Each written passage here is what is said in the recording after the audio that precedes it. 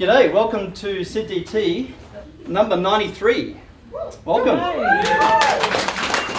We're really lucky tonight to have Michael Wilkins from Strategizer all the way over from Denmark to come and share a bunch of his wisdom and insights. So we'll get to Michael in a moment, don't go too far away, Kylie. And a couple of quick things. First of all, just want to acknowledge that we're on Gadigal country and pay my respects to elders past, present and future. And a big thanks to our sponsors. Been looking forward to it since I found out you're coming to Sydney actually. And does everyone know who Strategizer is as a business? One hand from Steve, but yes. Who has read and ideally has bought a copy of the Business Model Generation book? That's pretty good. Awesome. Still some business potential. Not 100% market saturation. Who stole a copy? Awesome. So Michael was one of the co-authors of Business Model Generation, has been on that journey with Strategizer for, that's over 14 years, 15 years.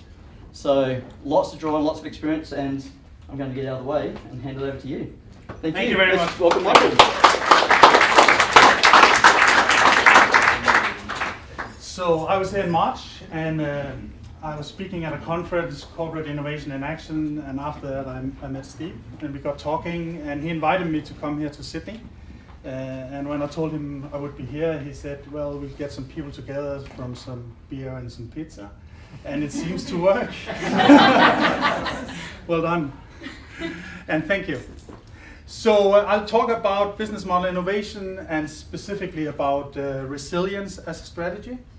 And this is a bit of advertising for the books, but it's also to tell you where I come from academically. So this business model generation was actually created to optimize the way we describe how companies make value. So how do we create value for the businesses? After a couple of years, we found out to be able to create value for businesses, we also need to create value for customers. And that's why we came up with the value proposition design, the value proposition canvas, to say how can we more systematically work on creating value for customers. And then in 2019, we found out we needed to be more efficient in the way we innovate. And the only way we can increase efficiency in innovation is actually by testing. So we came up with this book, Testing Business Ideas, which is a very practical handbook on how to test business idea. I truly recommend it. It's going to save you a lot of money. It's 46 ways of testing business models before you launch them. And then, of course, we needed a book. These are all books for practitioners. So we needed a book for the CEOs, for the C-level. And we had to find a really catchy title. So we came up with the Invincible Company. I think it's pretty catchy. And this book describes what kind of culture, what kind of organizational structure, what kind of tools do you need to actually create an organization that keeps innovating, that stays relevant over time. So those are the four pillars, so to speak, on which we build Strategize. And Strategize is a company of about 60 people. We create content, we educate people, and we train corporates on how to do innovation. So this is my tribe. These are the people who wrote the book. And we meet up 4 times a year around the world. We are from 4 different continents, so there's a lot of travel in that. And every time we meet up, we present new ideas and new concepts. And what I'm talking about today, resilience as a strategy, is something that came out of a meeting 2 months ago in Zurich. So you are test people on this content. And that's also why I would really like your feedback on some of this content afterwards. I hope that you'll provide some. So what we really want to do is find out how can we systematically design new business. We are not all Steve Jobs or Elon Musk. Some of us are just human. And because we have a background in German, Swiss, we believe there's an approach, there's a process, and we follow process, we'll do the right thing. So all our tools are built with a process, which means that ordinary people can become business successes. That's what we want to achieve. So why is that so important? I have a graph here. It's a bit far away from some of you, but I'll try to describe it. This is 1960. You can see the average lifetime of a company in 1960 is 60 years. which means that if you own a company, if you work in a company, you can spent your entire life in that same company, optimizing the business models, optimizing the company. And we can see the average lifetime of companies decline over time until today, where the average lifetime of a large company, SP 500 company, is 15 years. And the reason for this is, of course, we are in uncertain times, we have fast technological developments, and so on and so forth. But that changes everything. It changes everything in strategy and in business development, because in the 60s, 70s, and 80s, it was all about how can we stay competitive, how can we become more efficient, how can we do it quicker and faster. Now suddenly, when the lifetime is so short, it's really important that we manage to rethink business models, that we need to come up with new business models, otherwise we're not going to stay relevant. So we have a whole generation of people from business schools that have only learned half the lesson about optimizing. They never learned the lesson about design thinking. They never learned the lesson about innovation. So what we are doing right now is actually introducing a new function, a new professional field, so to speak, of innovation. And if you go back to the books, the first book came out in 2010, and it wasn't really launched globally until 12. So we have innovation as a function described with tools, organization, and processes. It's actually about 10 years old. And for most companies, it's never arrived yet. So you have a big task on you to spread the word on innovation and design thinking. So the reason for this is, of course, we live in a different world with high volatility, high uncertainty, high complexity, and ambiguity. And the thing is, it's more difficult to read the future. To manage scenarios is really difficult. When I was a strategy consultant 20 years ago, we did all these strategy scenarios, and it was quite easy. But today it's just so complex. And when we saw COVID hit, some of the things that happened during COVID was things we never expected. So the ambiguity has just increased dramatically. And that's also why we'll see that this ability, this professional task of being innovative becomes more and more important. So for those of you studying innovation and entrepreneurship, you are definitely on the right path. So I'm going to show you some family photos from our last trip. It was in North America. I brought with me my son and my wife, and we're actually here on a small family trip. But this is from North America. We traveled 2 months in Canada and in the US. We visited most of the large cities, and we never saw an electrical scooter until we came to Santa Monica. They were everywhere. And obviously they were testing electrical scooters in Santa Monica when we arrived in August 18. So we saw them on the street, on the pavements, on the beach. They were illegal, so the police would confiscate all the scooters, take them to the police station, where they would then pay the fine and take them back into the streets. What was really interesting to me was this are some apps from Lime and Bird that I took some pictures of it to show how many were available within 150 meters from my hotel. So in America, you could look up the companies and see their valuations. And Lime as a company was 11 months old. 11 months old at the time, had an investment at a valuation of $1 billion. So company less than a year old, valuation of $1 billion. And of course then there was Bird. They had a valuation of $2 billion. Of course a significantly older company, which was 14 months old. So it makes sense.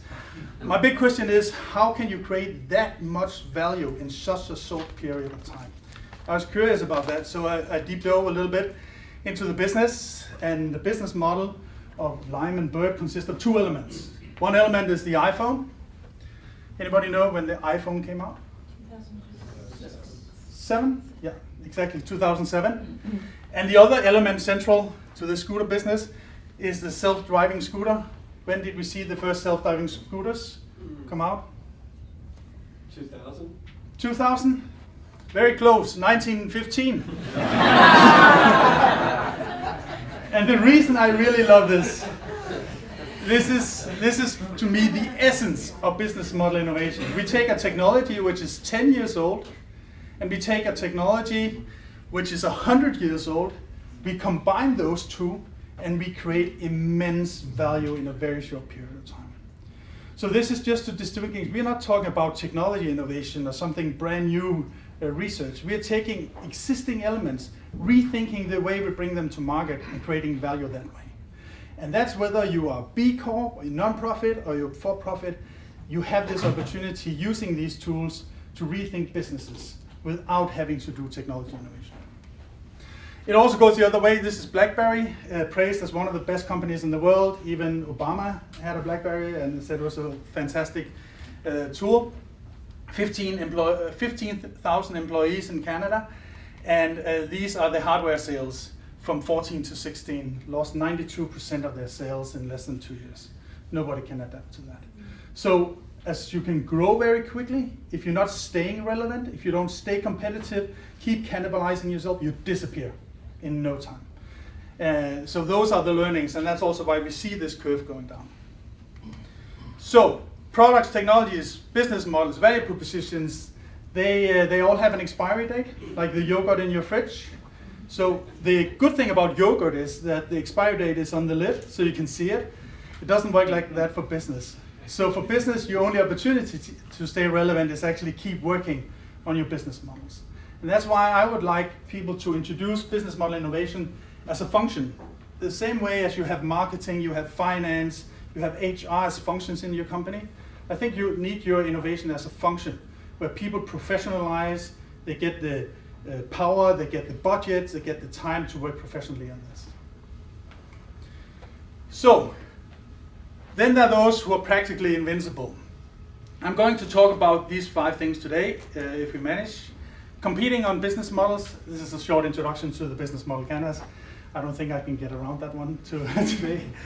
Then I'll introduce you to the concept of resilience. It's a little more complex, so stay with me.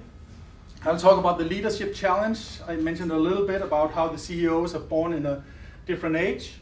I'll talk about how resilient is a business model and how can you work to improve it as number 5. So that's what I have on the agenda today.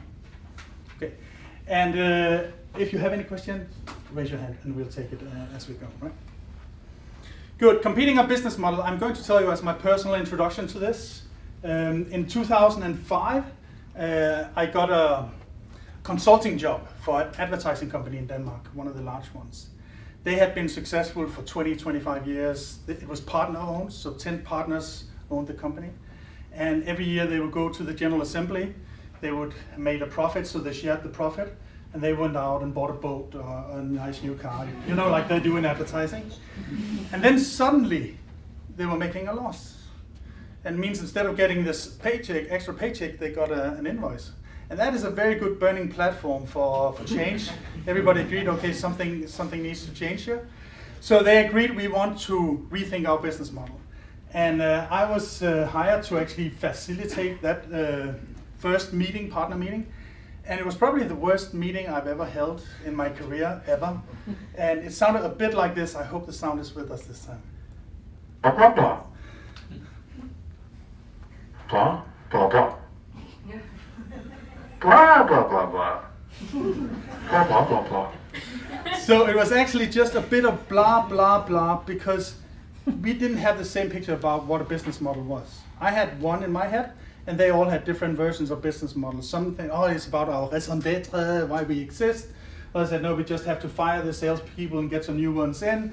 And others said, no, we have to outsource to the East. So it was a blah, blah, blah conversation, never went anywhere. I just read the book from Dan Rome about how you have to create pictures to make those dialogues even more clear. So okay, for my next meeting, I really wanted to find a picture, something that describes what a business model is. And I started looking and looking desperately. And at some point, I found this PhD by Alex Osterwalder from the title, The Business Model Ontology. Okay, it's worth a try. So I opened the PDF. I opened the PDF and it was long. So in the corner, I search, the search field, I put FIG for any figures that would turn up. And it just popped up all the pictures. And one picture came up, it was the business model canvas. And like any self-respecting consultant, I did a print screen. And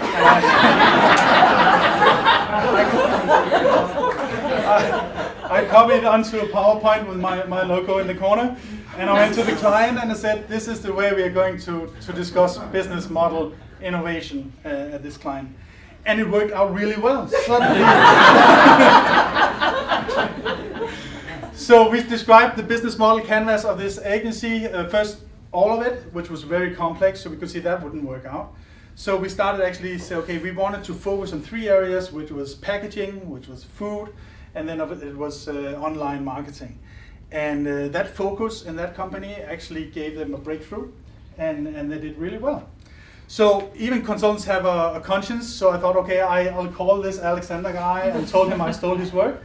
And I called him and said, hi, Alex, I stole your model and it worked really well. And he was like, did you make money on it? And I was like, oh, I have to pay now. And he said, yeah, I made really good money on it. And he said, I'm glad you did. I haven't made any yet. So if you calm down and tell me how you did it, then we'll work on it. So we did. We met, and he made a small video where I told him how we made money on this business model canvas, and he shared it on YouTube, and that's where actually our journey together started, which later led to the work on the book, The Business Model Generation. So just to describe, not in detail, but overall about the business model canvas. So the canvas is 9 building blocks, and is used to describe how a company creates value in any industry, any culture. And there's a front end where you look at your customers, your customer relationship, and your sales channel, how you make money, your revenue streams.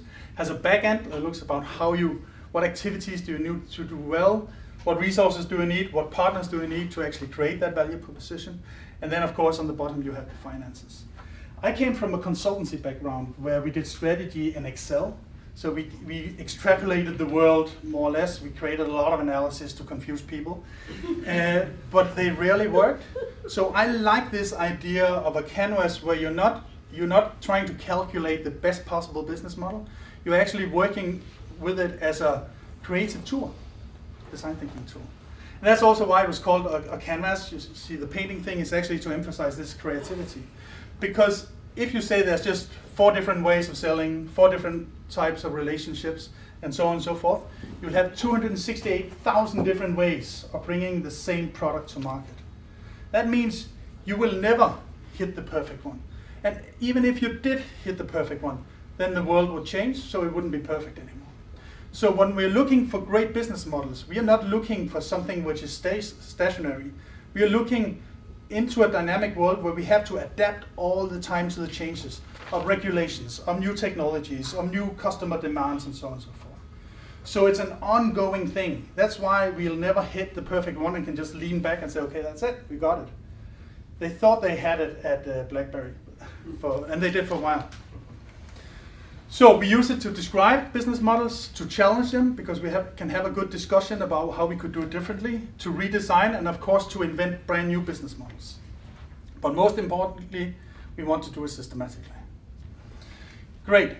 So just to run through an example, I'm going to take a company called Smooth Robotics. They sell software. So you will have a robot, this blue thing here. It's called a cobot. It's a robot that can work with humans because it's not dangerous. If it touches you very mildly. And in the hand, it has a welding thing. So we can actually put a welding machine into the hand of a cobot. And then when we have the software, they can actually control those two so they work together in harmony. And I'm allowed to do this because I own part of the company. So So the value proposition of this business is actually user-friendly welding software to make it really easy to weld. It's also the integration of those 2 systems, the robot and the welding. That's the value proposition. So the customer segments are not the people owning the workshops. The customers are actually the ones paying the bills. And those paying the bills are the integrators that will put together those things and sell it on to an end customer. So this customer segment sounds very easy to define, but when you do it at home, be aware, customers are those who pay the bills. So if you have intermediaries, then they become the customers. Sales channel, personal sales, we have some platforms for some of our partners. Relationship is we try to create a partnership with the integrators so we become friends, we connect, we commit. Revenue stream is license sales. We sell a license and then they can use it for a while. We have activities, software development, and sales and marketing. That's what we need to be really, really good at. Key resources are the partner network, so the network of integrators. They become a key resource. Also, the software we create and the documentation we to go with the software is an asset. And then we have the key partners, which are the robot companies and the manufacturers of the welding systems. And least but not last, our cost, sales and marketing, software development, and margin for integrators. So this is a very, very quick introduction to a company in the business model canvas. And I would really urge you, when you work with this business model canvas, keep it simple and quick. Yeah, please. Michael, is the problem you're solving implicit in the value proposition? Yeah, exactly. So there's a lot of value in here. We create better world, we create better welding workplaces, and so on and so on. I say try to keep it what's on the invoice, because what's in is what we understand. All the value thing is good for the value proposition canvas, but for the business model canvas, we really have to be clear of what is it that we are selling and being really specific about it. It's a good question. Just another question, since it's you've got an interest in this company, is that just an example, or is that what you're actually rolling with? This is what we started with. Okay. You're one step ahead of me. So. My actual question's about how that was created, as in how did you come up with that? Like, who was in the room? How did you go about it? Was there So arguments or beers? this is actually a bit retrospective, because you get started a company, then you do what everybody else is doing in the industry. You just follow the trend, and then it ended up there. And then I joined the company and said, okay, let's make some conscious decisions about what we're going to do in the future. And then we mapped what it looked like, and then we said, okay, how can we change that? That's a good point. You had a question? No? Okay, good. So best practice, just a couple of tips. First one is, I see a lot of people inviting others in to do a business model canvas, and then they reserve a half day or maybe a day. It doesn't take that. It takes 30 minutes. So we're not looking for perfect. We're looking for a good dialogue. We're looking for finding out how we can create value for customers and how we can bring it to market. We're not looking for something in-depth, analytical. Do it quick and do many. And when I train people, in the end, they can do it in 3 minutes. So when we do prototypes, we do it really, really quickly. So it's the thinking. It's not the end result. This is not for documentation. You can sometimes use it for presentation to present your idea, but it's not to document it for a process or ISO 9000 or something. Another thing is never write on the canvas. Never write on the canvas, because you change your mind all the time. So write on sticky notes so you can replace it right away.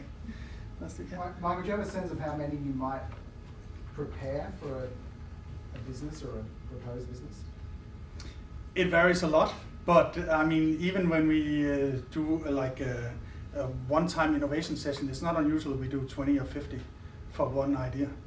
And actually we can do it in a couple of hours with your group of people.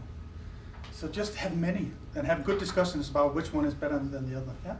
So how often do you revise it? So you land on something after multiple iterations, Yeah. then you go off and do it. When do you kind of look at it again? That's a very good question. So of course, when you launch it and you start to implement it, you can't change it all the time, because the market getting confused and salespeople have to sell in a different way every quarter. So that doesn't work. But I usually in companies try to revise it when we revise the budget. So annually, we try to rethink, okay, what we expected, did we live up to expectations, or is something we need to adjust? And sometimes the adjustments are very minor, maybe a new contract type, and sometimes it's really a big thing, because we can see it's not working, so we have to change it. Good question. And then of course, don't overdo it. This is an actual business model canvas from Japan. Too much information, it doesn't help. It's not what we're looking for. Not too much on the status. We want clear cut messages. New Nespresso machines to households through retail machine sales. We sometimes use color coding if you have more business models into one, like the Nespresso one, where we also want to sell the pots in a different business model, so to speak. We have 2 channels. So keep it really, really simple is my message. One thing to be aware of though is that we need to have some coherence. So if you have a product, you need a customer. If you have a customer, you need a revenue stream, so that you have all the boxes ticked, so to speak. So, introduction to resilience. This becomes a little more complex. Yeah. Sorry, Mike. If you've got a dual-sided market, is this 2 parallel processes then you do? Yeah, I usually color code it as 2 in a dual-sided. Yeah. And it's Same canvas. same canvas to keep the overview. Yeah, good point. Thank you. So this resilience is actually, we have had some tough times in some industries on the backlash of COVID. And in tough times, people tend to be very optimistic still and think, oh, next year is going to be better. We're going to raise the budget 10, 15% because something is magically going to happen. Even though that we know that everything else is pointing in the other direction. And the reason this happens is, of course, that costs are increasing. And if costs are increasing, you need to have your top line increasing to fund it. But what if you know it's not? How can you create value in the company? And that was actually, how can you use the term resilience to create a company that is more valuable because it's more resilient and create value that way. So what I'm saying is that growth is not the only way to create value in a company. You can actually decline in your top line and still create a more valuable company if it's just put together in a different way. And this is going to be a bit technical, so follow me on this one. So if you say this is the revenue of a company, and we divide the revenue into different categories. The first category we call fixed revenue. Fixed revenue is revenue you know you're going to get next year. For the next 12 months, you know you're going to get it. It's on either on a retainer, it's on a fixed subscription that cannot be cancelled within 12 months. That is the 5%. Then we have what we call predictable revenue. Predictable revenue is like Nespresso, they know that on average, each machine generates so many pots. So if the numbers are big enough, we have a pretty good idea how many pots we are going to sell, so it's quite predictable. So even if times are going up or down, there might be some 20% on the either side, but it's still rather predictable. Then we have variable revenue. It's revenue that we have to get out and sell. We have to sell either projects, we have to sell to new customers, we have to sell something new to existing customers. And if you look at a lot of companies, the split is pretty much like this. Very little on fixed, very little unpredictable, and a lot of it is variable. And that means when we hit uncertainty, crisis, changes in the society, we have a lot of variation, and variation is expensive. You have to adapt, you have to reorganize, you have to say goodbye to people, and then afterwards you have to onboard it again. So that is a very typical way to split it. Now, if you look at the value of a company, the value of a company is actually often calculated based on what we call multiples. How many times the EBITDA is the company worth. And the thing is, not all revenue is worth the same. So if you have fixed revenue, if I had a company that was 100% fixed revenue, I could actually take the EBITDA and say it's times 20. That's what companies are often willing to pay. And if you look at the predictable revenue, it's probably times 10. Whereas when you look at the variable revenue, the value of that, if you want to sell the company, is maximum 5, sometimes even 3. That means that this, if you want to sell your company one day, look at the value of the company, this revenue is not worth a lot.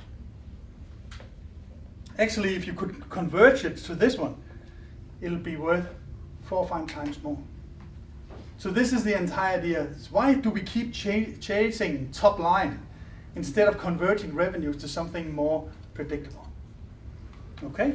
Michael, Yeah. have you taken it further and gone fixed revenue for 1, 3, 5 years as well? Yeah, that's what but we are in the early stages, and it's a very, very good point. So when we take this revenue, and usually, if, let's say it's for 2, 3, 4 years, then it just explodes, because then you're not times EBITDA anymore, then you actually times the turnover, because it's become so predictable. So the numbers even get greater. I'm taking this case, this is a company where we introduced this last year only, and we said, okay, this was the original numbers, could we change it? We had an ambition of changing from 10 to 20 on fixed revenue, and because people got so much into it, and we changed it to 50. And that changes everything in the company. It means that it's suddenly much more predictable about who we need, what resources can we keep on. So that changes the value of the company much, much more. And if you look at a brief calculation, I know this is terrible on a distance and everything, but what I can tell you is if you add up the numbers, you increase the value of the company by 58% without adding $1 to the top line. And that makes a huge difference. That's all in the business model innovation thinking. It's not about growth. So take that back to your organization. Yes, please. Michael, just going back to that, it's a great point you make. Could you apply that to the crazy valuations you started the slides with? Yeah. The line, worth $1 billion in 11 months and what?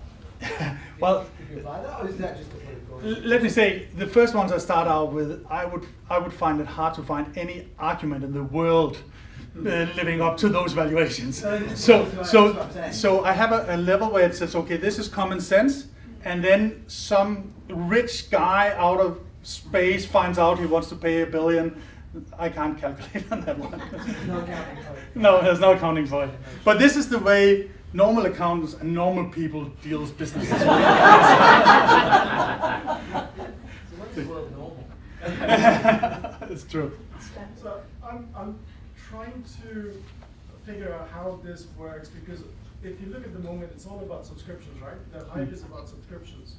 How do you convert a subscription-based business model into something that says, hey, we have a fixed revenue, when your entire business model is built on variable revenues? Yeah, it's a big thing. I'm not going to say it's easy. I'm going to talk about it in a little while, about a company that does hand tools, how they did it. So if you can just, 2 minutes? Yeah, but thank you. So this is just another company we worked for recently. We said, okay, they looked at how was the scalability, the predictability, and the profitability of the different types of revenue. And you can see even the profitability is much, much better the more predictability you have. They divide into subscription, recurring services, reoccurring services to existing solutions, and one-off, and had the same method. Yeah, please.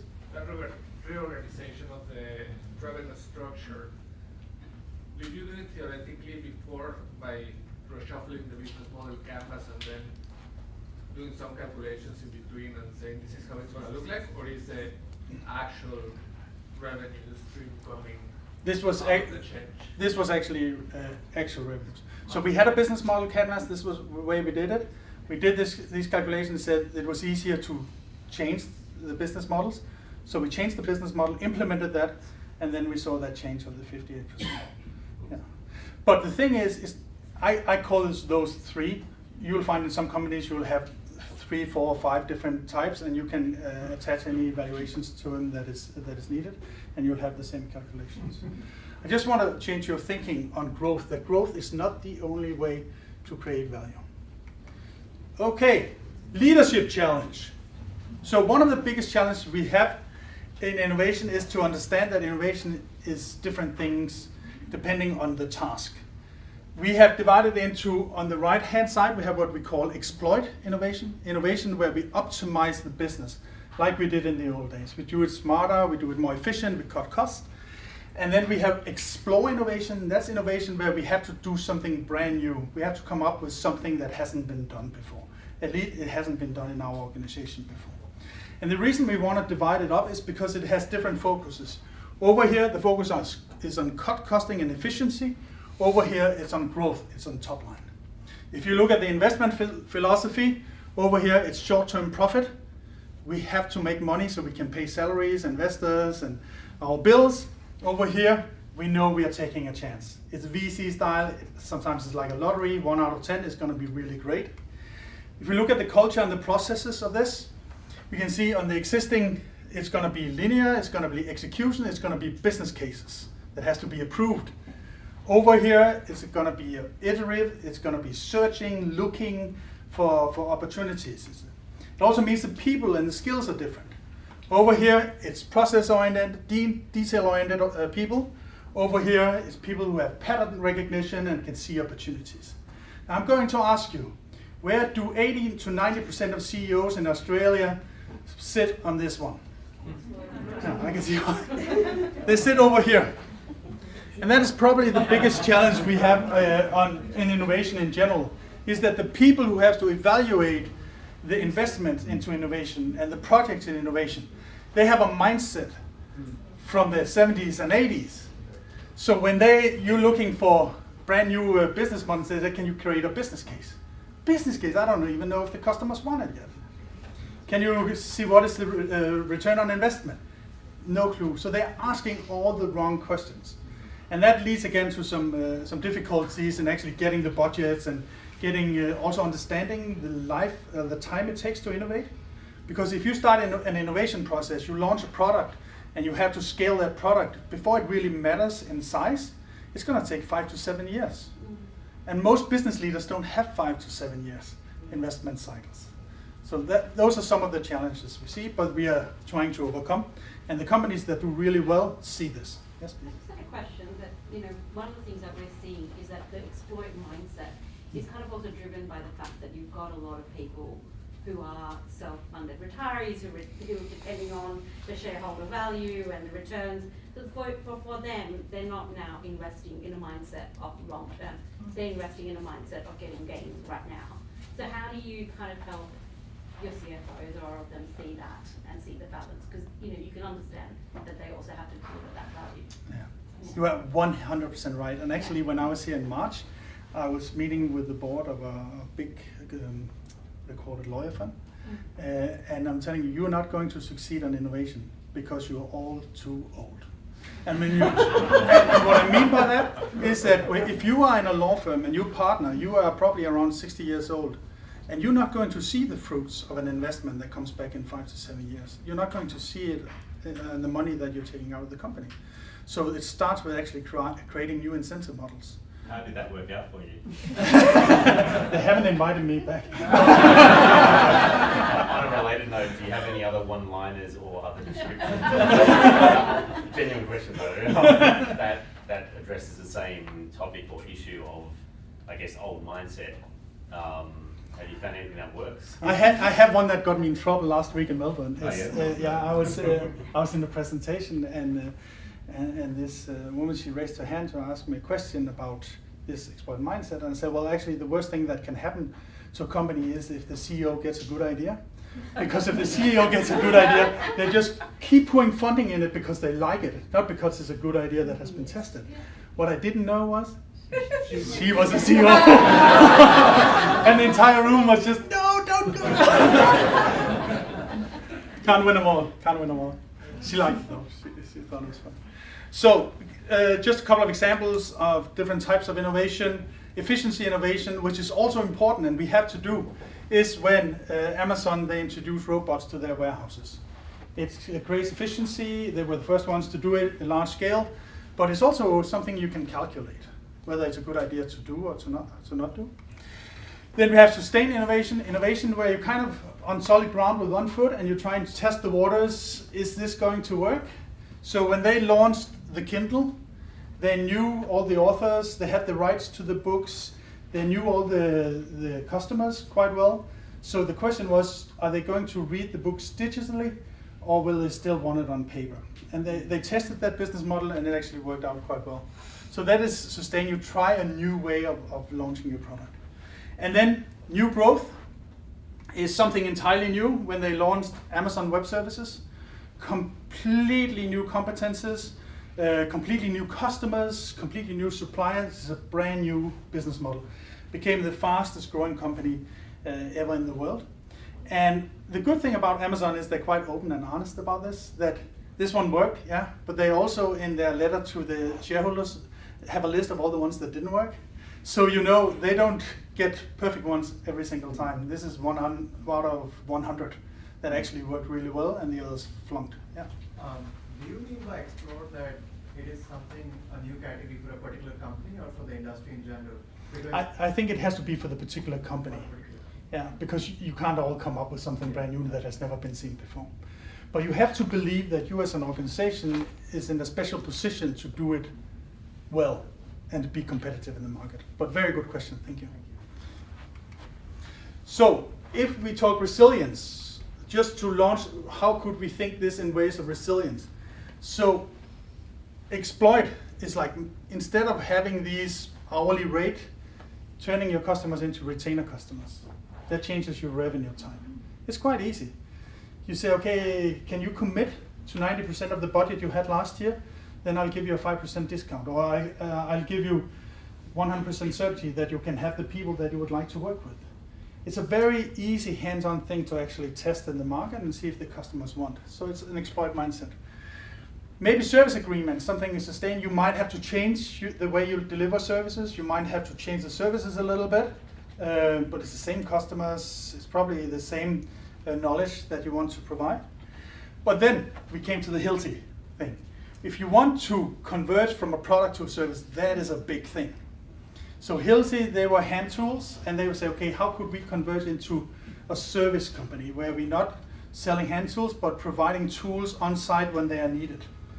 And the way they did it was actually create a concept after talking to customers, where we said, okay, we make sure we put a container out on each building site, make sure you have all the tools you need, so you tick off the boxes on the tools you need, make sure they are there, and if they're broken, we know right away, and we provide new tools. So you also always have the top of the line tools, you also always have tools that work, we have trackers in them, so we could also find them, and so on and so forth. So in that way, instead of being sellers of tools, they were the service provider of always having tools there. The big difference was that on this last model, they could go to the CEO of a building company and say, let me take all your building sites for the next 3 years and let's do a long-term contract. Then he has predictability in the revenue. Whereas in the old model, he was reliant on people going to the shop to buy the tools, or his salespeople meeting the people on the building site. Does that make sense? Now I make it sound easy, but it was a painful process. It took 3 to 5 years to make that conversion, but it was really, really successful. Yes, please. Once you make a successful exploration, your focus probably should be to move into exploitation as time goes on. Is that right? So actually, you can say this one is actually a very explore kind of thing, because it's a brand new thing to do for the company. Brand new way of selling, new salespeople, new people to sell to. Brand new, they have to get service people to carry them out there. They have to finance them suddenly, where they could just sell them before. So it's a completely different thing. I think he's saying though, then once something's being successful as explore, you then go back to exploit. Oh, so what he's saying there, so yeah. you've gone then and said, I'll give you 3 years. Actually, what you're doing is exploiting. Yeah. You're going to move into Thank after you. 3 years. You're then going to move into 2 years. It's like combining this with the product lifecycle. Exactly. So I mean, when you launched it and you get your learnings, then you find out how can I optimize it even more. And after a while, it's something that you just have to optimize, and it goes into your explore engine, so to speak, where you're just delivering. Good point. Thank you. I didn't get that. Yeah. So, but that happens to all the companies. It's part of the life cycle, right? It becomes a standard thing that we have to optimize. I'll just come back to that in 1 second. So you're one couple of slides ahead of me in that presentation all the time. So, my point is not that innovation is more important on the explore side than the exploit side, because exploit is very, very important. Otherwise, we can't pay the bills. So if people ask me what should the ratio be, I usually say 70% on the exploit, stay competitive, 20 in the middle, and 10 on the explore ideas. But that depends on your situation. If you're really in trouble as a company, you can see I'm not relevant in 2 years, then you have to invest more in explore. And if you can see nothing is happening, no new technology, no legal things, then you can do less. So it's based on your... Great, but you have to be able to do both. Now, how resilient is your business model?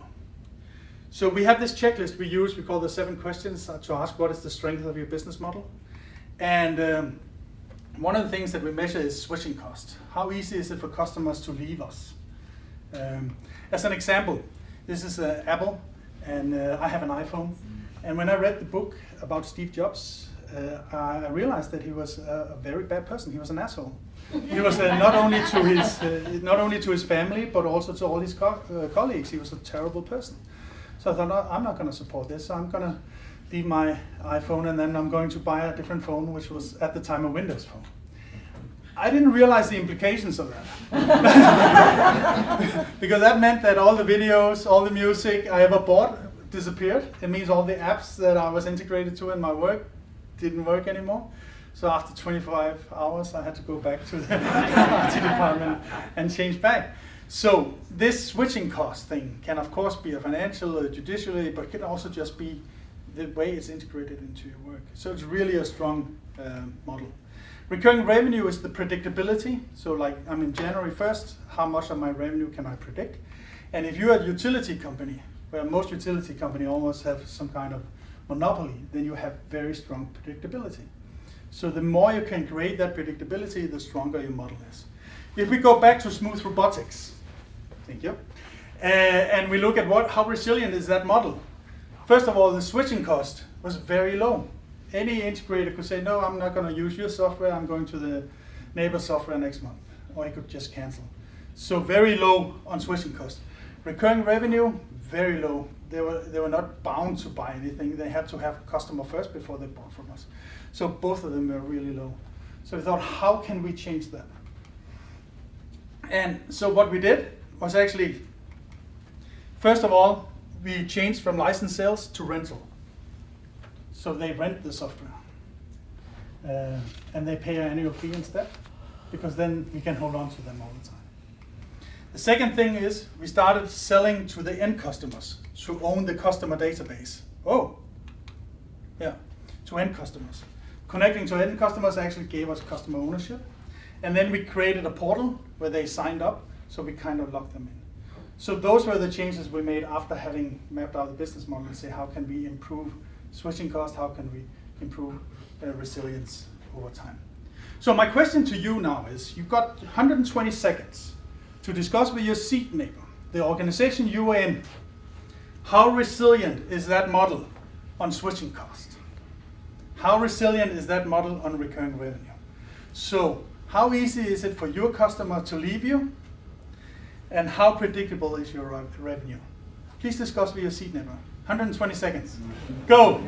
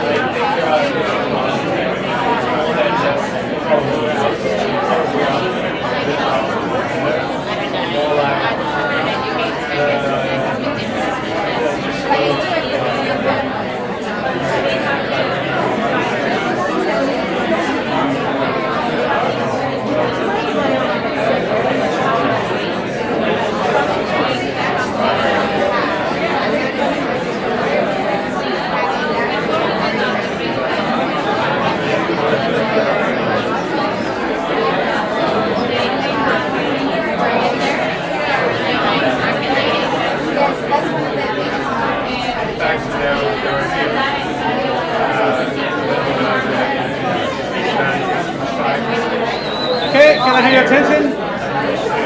Can I have your attention, please? Oh, you don't use the power hand here? I found in some countries, if I just raise my hand, then people start racing and then...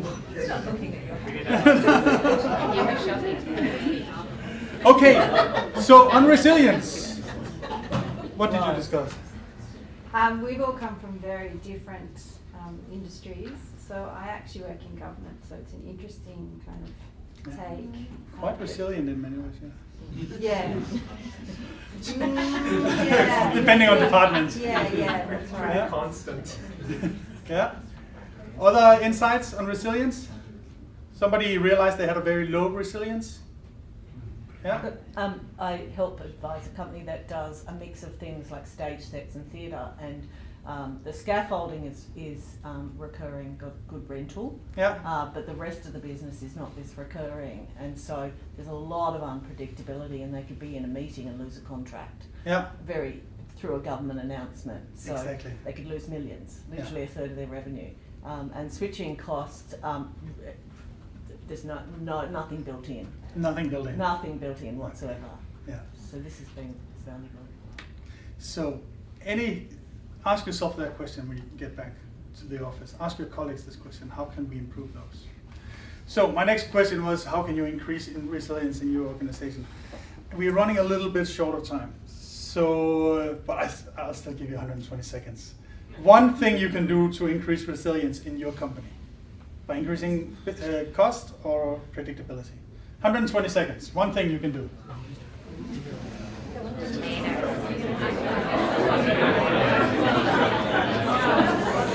I like the variability and the sticking point I think for us is one that we get so much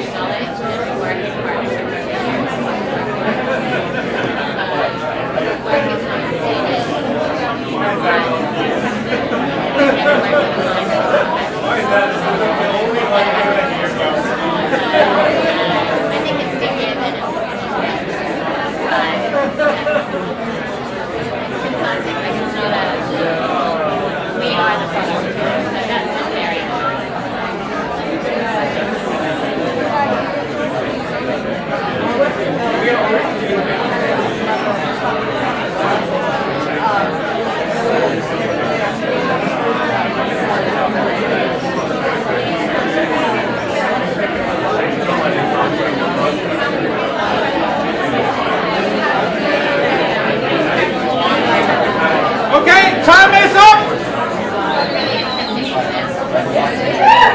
Hey! Up the front! Thank you. So, one thing I can do to improve resilience, hands up. Come on. Yep. Loyalty cards. Yep. Good one. Yeah. Another thing? Yeah. Introduce contracts. Contracts. Yeah, long-term contracts. Yes. Good one. Other one? Come on, guys. Yeah. Service reliability. Yeah. Yeah. So predictable service contracts. Yeah. Well, ideally an ecosystem with other values. Yeah. Great. One in the back. Great customer support. Great customer support. Yeah. It's the best way to increase predictability is actually treat your customers really well. Good one. Good one. Yeah.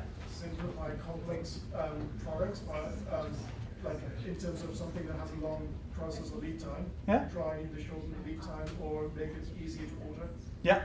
Make it easy to order. Even maybe connect them, integrate with your customers. Yeah. Better onboarding so you can actually use the product and don't just move away. Yeah. Good one. Host the client stuff. Yeah. Hosting the client stuff is a good one and very safe, strong one. Yeah. Go ahead. Revenue contracts? Yeah. Royalty contracts? Yeah. Good one. You have tons of ideas to do it, so now you know exactly what to do on Monday, right? So building resilient business models. Let me just move to this one. So we divide it into the explore and exploit. Exploit is up here. These are the existing business models we have today. Like you said, they become an existing, they get launched, they are in the market, they're existing business models. Our task in this one is actually to increase return all the time, to make them more profitable, but also to make sure that we protect them against competition and changing environments. So we have to lower disruption risk and we have to increase the profitability. Those are the tasks.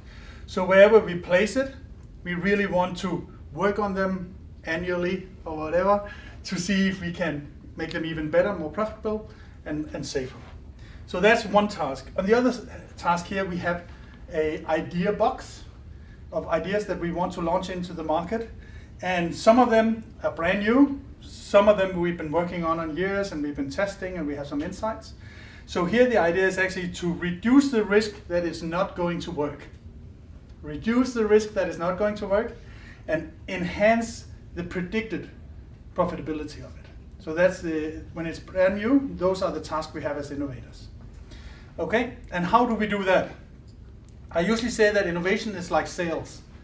We have a funnel, a sales funnel, where we have all these ideas and we have to run them through the funnel and find out which ones are going to work. So if you're a salesperson, you go to a conference and you get 100 business cards. You don't know which one of those 100 business cards is going to turn out as the A customer of the future. You have no idea.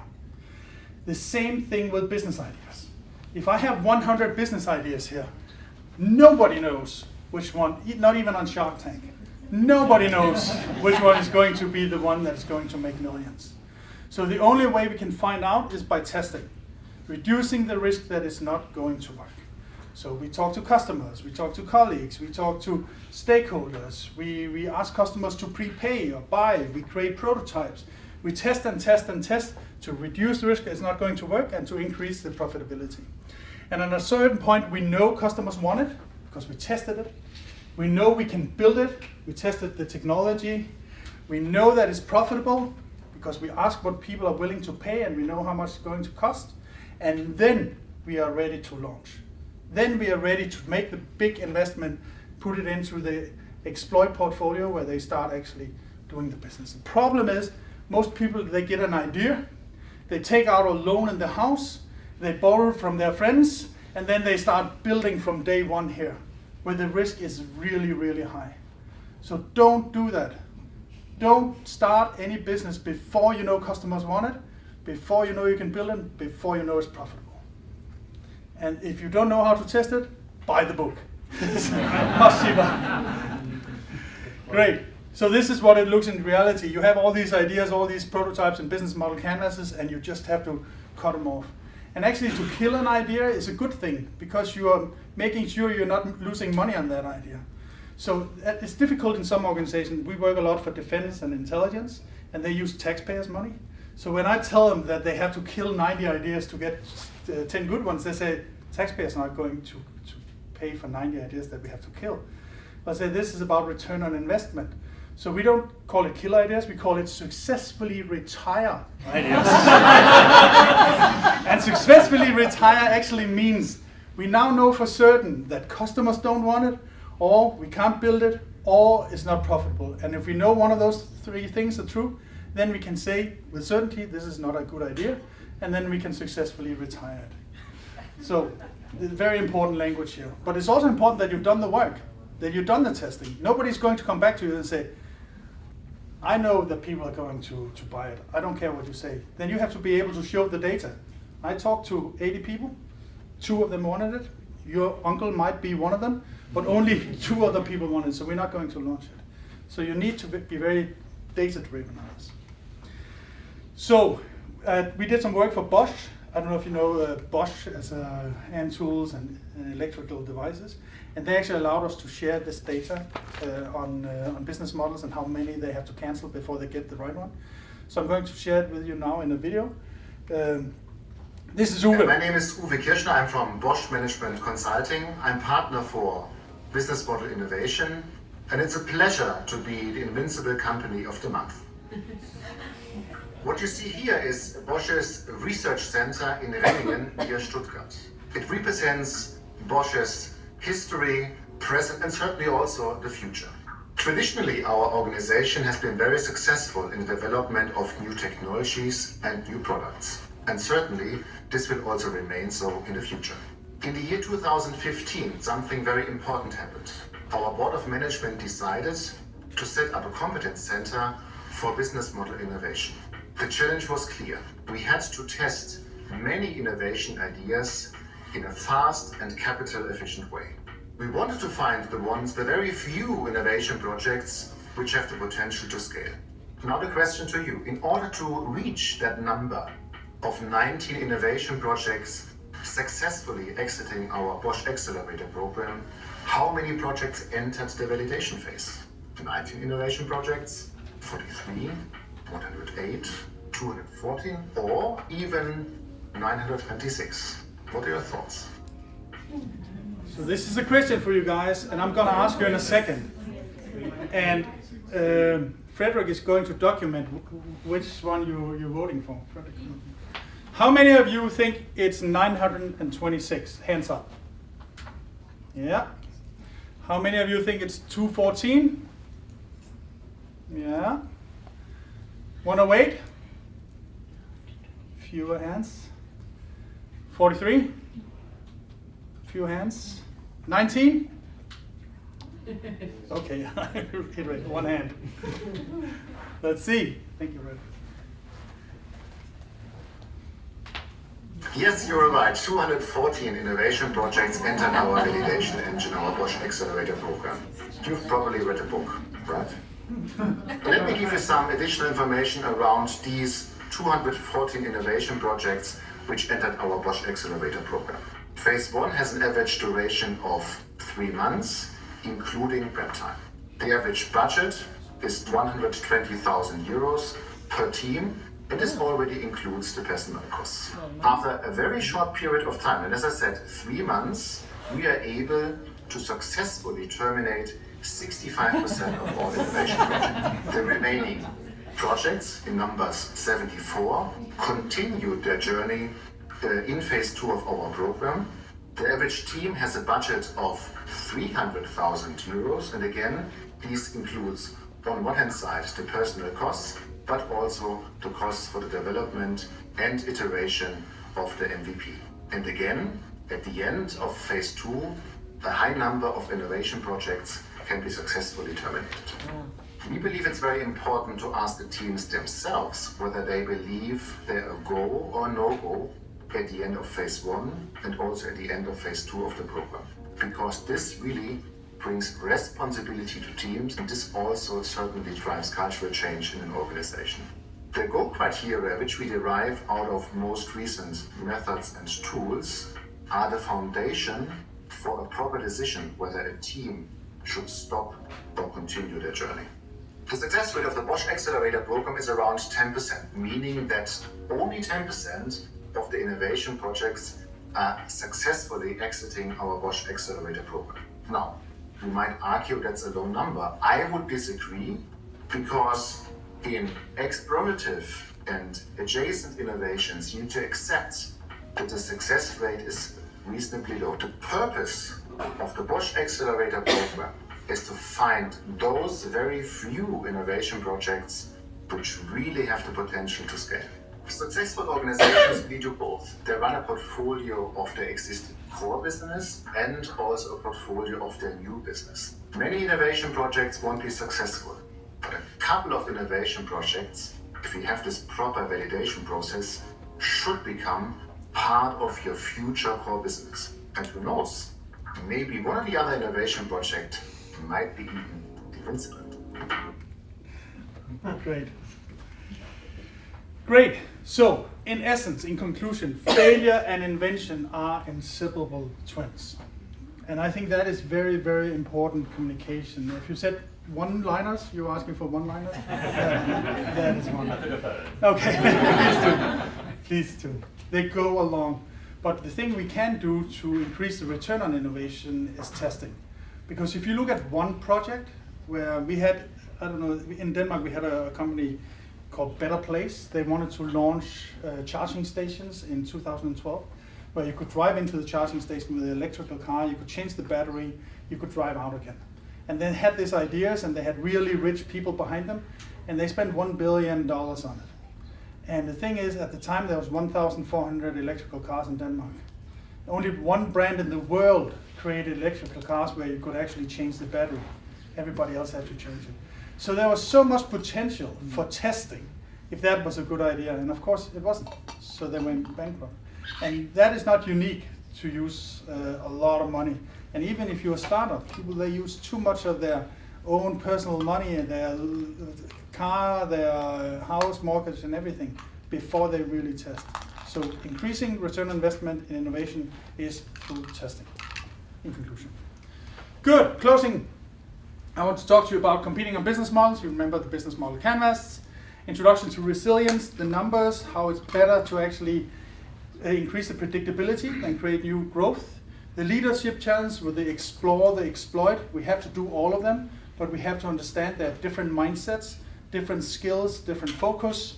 Resilience, how to build it through increasing switching cost and predictability in revenue, and building resilient business models that is a volume game, where we have to take away the bad ideas, so finding the gold nuggets and implementing them into the exploit.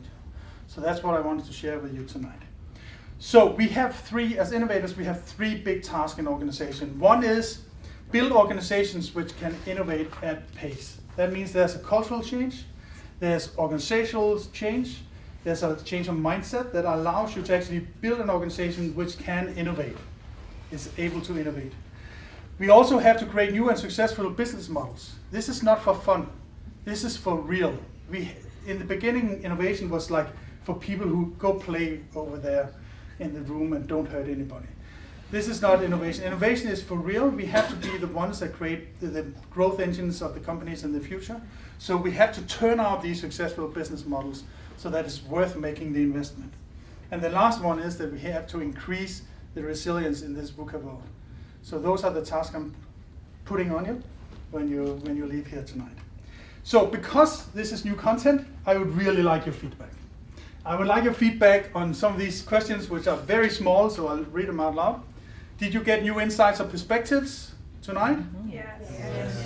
What made the biggest impression, and was it a good experience? And if you would please, on this LinkedIn code, give any feedback on the session that I could bring and things maybe we could change in the content, I would really appreciate it. Hands up, yeah? Hello, I'm so sorry I'm asking a question. No, you're welcome. Ready for the close. I'm a long time fan of the business model canvas, like used it for a decade, love it at the moment, I've seen it, solves so many problems for me in many different cases. One of the challenges I often encounter is how it handles externalities. So things that sort of sit outside the canvas, so to speak. So I guess I'd love to hear your perspective on that, and just to sort of get to what I mean, things like carbon, nature, human rights, modern slavery, Indigenous people, local communities, like all those things which a business can pretend aren't there, if it just looks through the lens of the business model canvas. I'm sure you've got a way to handle this, but I'd just really love to hear your perspective. Very good question, thank you. So the thing is, when you map your business model, you can deep dive into your value proposition. That can give you some learning, and you can rethink your business model based on that, like with the Hilti case. But of course, a lot of things happen outside your business model, the world around you. And we developed a tool called the environmental canvas. And the environmental canvas, you didn't have an answer.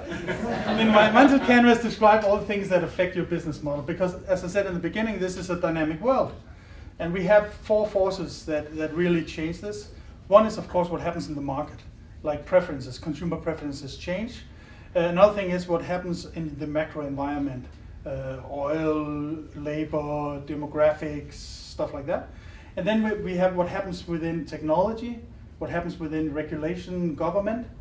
And then, of course, we have what happens in our own industry, newcomers coming up with new business models and so on and so forth. So what we do on an annual basis when we review the budget is that we try to map the world around us and see, are there any of these forces that are going to affect our business models? Are there any of these forces? See, I'm trying to use a surfing analogy. If you hit the wave right, it can actually bring you forward. So sometimes if you hit some of these trends and tendencies, it can actually propel you forward in your business model. So looking for that, we do in that too. But good question, thank you. Yeah? Are we doing questions? Do you want to, have you got time for questions? Yeah. I'll ask one, and then we can open up. You teased it, and I'd love to hear more on it, if I could, on the business model, for the business model generation strategizer. So that early meeting where Alex said, have you made some money? Because I haven't. What's the meta of the business model, and what was the innovation process to get to that point? So the thing actually about the business model generation as a book, it was the kind of the book that nobody wanted to write, really. Alex was trying to get a lot of people involved in that project of writing the book. So it's like trying to say, okay, we need a chapter 1 on business model elements, we need a chapter 2, and then he would post it out to people, and could you provide some input? And the idea became actually to create a hub where anybody who could add value to the project added value. So when I was part of the project, it was on the hub. I'm not a major author of it, so to speak. I'm not on the front cover. I was just part of that hub where we provided input and wrote some chapters. And the idea was that if you, in the beginning, maybe 10, 20 people were in the hub. Then we got rejected by all the publishers. Nobody wanted to publicize the book. Nobody liked it. For many of you who have seen it, there's a lot of illustrations, a lot of pictures in it, so it didn't fit the publishing world. So we had to self-publish. And the way to actually create funding for self-publishing was offering people to become co-authors of the book. So we charged money for you to become a co-author of the book. And that money, which was charged, I think was, $500, was actually funding the publishing of the book. The good thing is most of the people who were co-authors and funded it were academics, professors, teachers, and they said they would like this book on their personal publishing list. So when we came out with the first version of the book, they often asked their students to buy it. So the first... So start with a pyramid scheme. So the good thing was actually that the first 10,000 copies of the book were pretty much sold right when it was published. And that convinced Wiley to actually publish the book for real, and it took off from then. And it exploded. It happened really, really quickly. I think it met a gap in the market for understanding business model innovation. So it's been quite a journey. And everything for me started, as I said in the beginning, is a coincidence, pure coincidence. And that changed my career path dramatically, so to speak. So, yeah. Awesome, thank you. So what's your take on the Australian landscape in terms of really integrating that sort of innovative business model, like continuous iteration in comparison to what you're seeing in Europe? So the thing is, I've been here and I've been at the Corporate Innovation in Action, where everybody who shows up are actually quite passionate about business model innovation. So maybe my lens is skewed a little bit. But I think if you look in general, I think time plays in our favor, in the sense that people come out of innovation studies, entrepreneurship studies, most of them actually know these tools now. They know the processes, they know how to test, which was not what we saw just 3, 4, 5 years ago. And we also see people coming out of organizations where they have really been successful in innovation, taking that knowledge and bringing it to new companies. So I think time is playing in our favor big time, also here in Australia. I met some fantastic people who've done really good work. So. Yeah, just take it. Yeah, behind you. A lot of us here are designers. We designers. Yeah. And we're used to the idea of services, so trading our skills for time. So like a services business model. Do you have any advice about productizing services? Like how can we alter our own default business model, productizing services? Well, it's a tough one. I mean, if you design furniture, I would say royalties, and working with other people who can then generate business on it. I work with designers mostly of furniture, actually, where they do deals with the producers, and then they get royalty on the products. But then, of course, retainers, if you work on the same clients over time, that would be some of my suggestions. But I think, in essence, it's the same thing as consulting.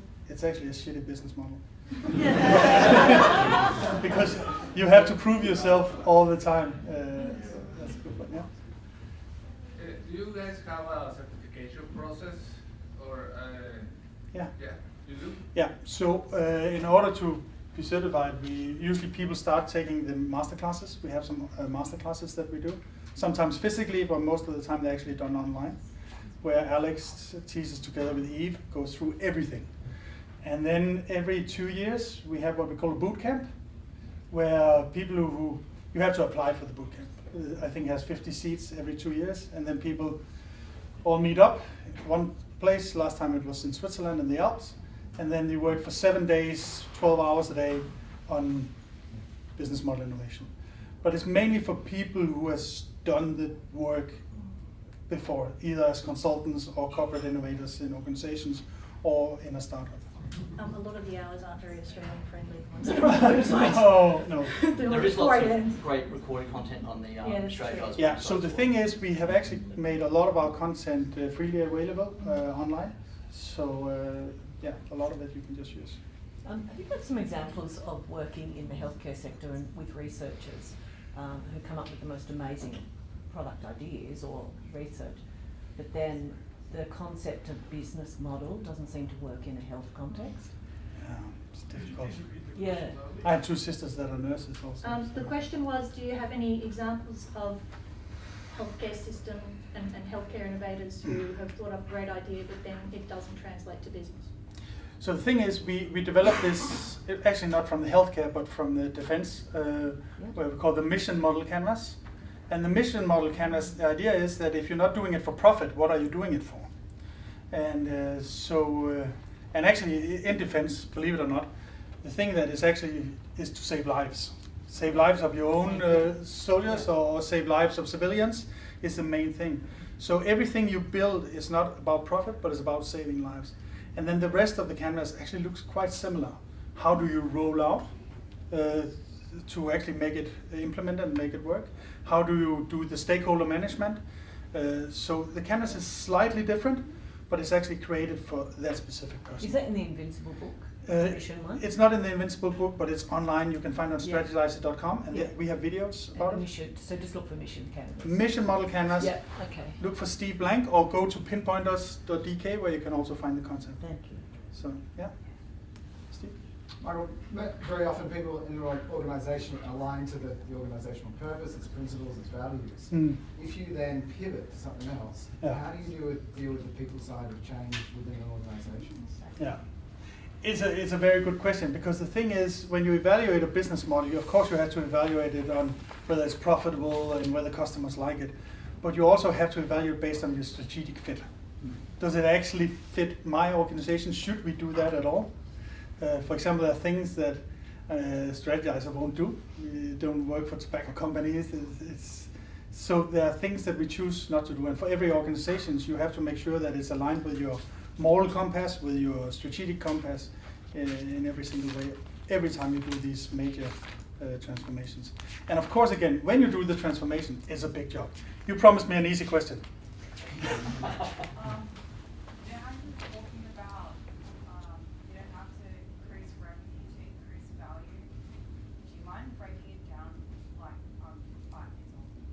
Yeah. So the thing is, the first element in that is that not all revenue is worth the same. Not all revenue is worth the same. So the revenue that is predictable has a higher value, adds value to the company. Whereas the revenue which is unpredictable has a very low value. So if you look at the company as something, as an object you want to sell, and you have more predictable revenue, then you get a higher price for the company. That's the essence of it. Thank you. One more easy question. Yeah. You talked about the innovation funnel. Yeah. What's a practical example of how that's tracked and communicated inside organisations that you've seen? So actually we have somewhere we have screens on the wall where we show the projects and how they're progressing over time, but also how they're meeting traction. And then it's publicly made that we have tested it. We have learned that 80% of customers don't like it. That's why we are successfully retired. So that kind of visibility is actually important, I think. Also to demystify what's happening in innovation, because often innovation is this black box in the corner, and then at full moon they come out with something and they show it. I would like it to be as transparent, as integrated into the company as the budgeting process. There was a guy on finance. I talked to the guy who works in finance. When you do budgeting in finance, you involve the entire organizations. You want bottom-up budgets, you want input from everywhere. I would like to see the same thing for the innovation function. Yeah. I kind of have a two-phase question. Just when you were talking about how you're tracking the projects and you're saying it's on a screen, is that on like a Kanban board where it's sort of, you've got like subtasks? And then just following on from when you're talking about testing, what sort of testing are you doing? Is that focus groups? What have you found is the most effective method of testing concepts that aren't necessarily in production? Yes. Yeah. So the answer is in the book on testing business ideas, but just to make it short. Which is awesome. Which is awesome. I'm very excited. We have 46 different ways of testing, Yeah. depending on where you are in the cycle. So in the beginning, the best thing to do is talk to your friends and family. Yeah. I have this idea, and they say, yeah, great idea, but you could do it like that. Second thing is to go to potential customers. Say, I would like to do this. So in that sense, you increase the quality. Next step is that you make a description or rendering or drawing of the thing. That only to increase the quality of the dialogue. So you have a better quality dialogue, you make sure we understand each other, you present the idea and you get better feedback. Yeah. And then at some point you say, okay, if I build this, will you buy it? And if 10 people say, I'll buy it and I'll sign off on buying it, then you have what we call commitment. And that is just on the desirability. Then you have to of course, also test the viability. Is there money in it? Are they willing to pay the right amount and so on and so forth? But testing is not a one-off thing where you go have a conversation and then it's tested. It's actually a series of tests. And in the book, you will describe testing lanes where you say, okay, first I have the conversation, then I go to the prototype, then I do some market research, and then I can make sure, okay, now it's tested for desirability. Yeah. So I find that the hardest bit when you're doing the testing is to go and source the prospective customers to test with. Yeah. Have you found any particular incentive method how you can convince those lovely people to volunteer their own time for you to test again and again and again and validate? Are you talking B2C customers or B2B customers? B2B. B2B, yeah. So the B2B are always the most difficult ones. And B2B, I think the biggest hurdle I normally see is that the salespeople in your organization who have access to the customers don't really want you to go and talk to them because they are afraid that you're going to say something stupid and ruin the deal in the future. Am I right? The relationship, so they're like, don't go and Exactly. Don't mess with my customers, right? And that's when I talk about mindset and culture change. That is a mindset change. The salespeople have to understand that the dialogue you need with the customer is a different dialogue than they have about sales. And if I look at my experiences, customers, they get tired of salespeople because they have the same message all the time. They're only asking for money. But when you come with a prospective new product or a new innovation, they are curious. So having that different dialogue with a different person, with a different mindset and a different agenda, actually sparks interest.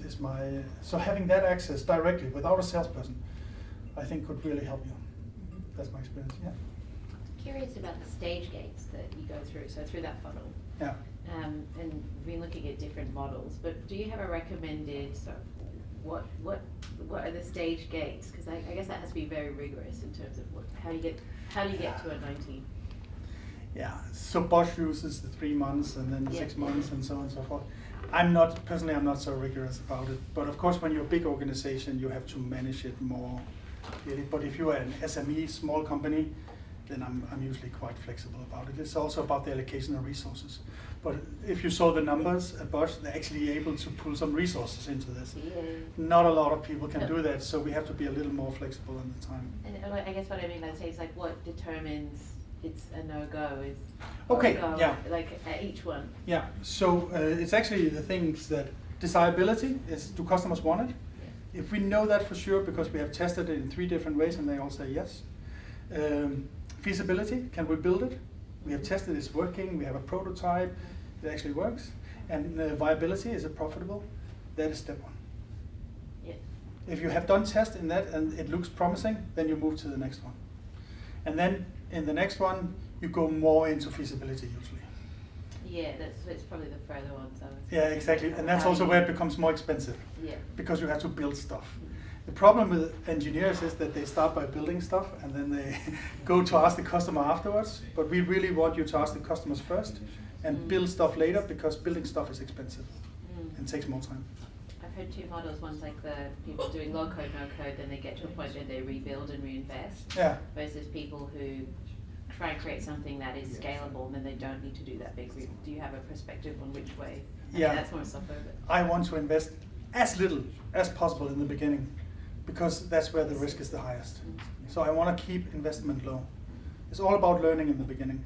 So if you look at the first period of time, it's actually searching for a scalable business model that works. And then when you know you have that scalable, then you take all your savings and your mortgages and sell the car, put it into a model, and then you start implementing and hiring people and building stuff. Yeah. So what if you have a business idea that looks great on every single aspect, but when it comes to feasibility, the cost of development right now is quite high, but it is proven time and time again that in the next fortnight it's going to become easier and easier. So I'm speaking about XR or extended reality technologies. Yeah. So the timing is also an important factor in this. It's actually hitting the market at the right time where the technology is available at the right cost and stuff. I think the thing is that we see it a lot in pharma also. We know that people want it because it can save lives and stuff, but we don't know exactly how to do it yet, but we know the technology is coming. So it's finding the right timing, I think, and it's also finding people who can fund and bridge the timing period. So what I'm saying, looking for investors and looking for the exact right time to do it. Other than that, it's easy.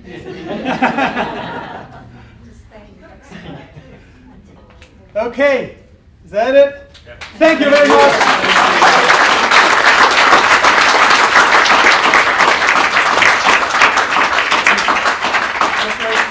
Profile doesn't go to a survey. Oh, no, it's no survey. It's just my LinkedIn. Just write in the comments. Just in the comments. And actually, I'll grab the. So before everyone bolts, another big thanks for Michael. And if you didn't get your question answered, there might be 1 or 2 tickets left for dinner tomorrow night. And we're going to the pub now. So we're going to Strawberry Hills. So see you at the pub and see you